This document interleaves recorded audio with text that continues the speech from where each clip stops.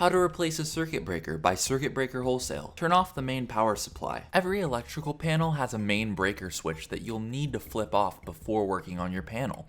In some cases, this main switch is located on a different panel, located elsewhere on the property than your personal panel. Test the panel with a multimeter. Even if you shut off the main power to your panel, a fault in that system could mean that electric current is still running.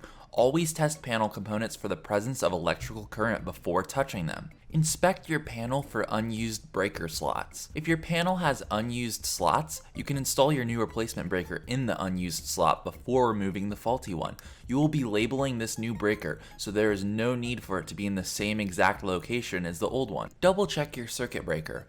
A single pole breaker is suitable for a 120 volt circuit, and a double pole breaker is suitable for a 240 volt circuit. The amp rating of the breaker should not exceed the circuit conductor's rating.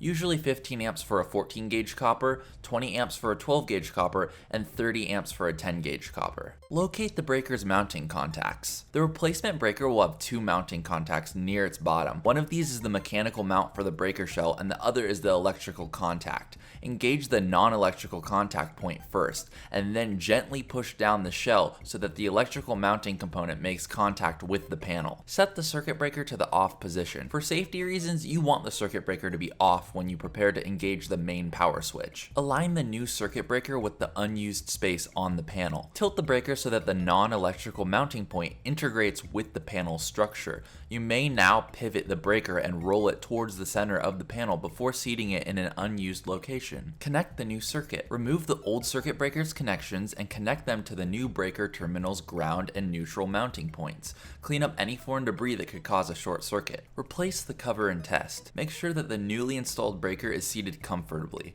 Replace the panel cover and engage the main breaker switch. Now engage the newly replaced circuit breaker. If this works without tripping, label the new slot. You're done.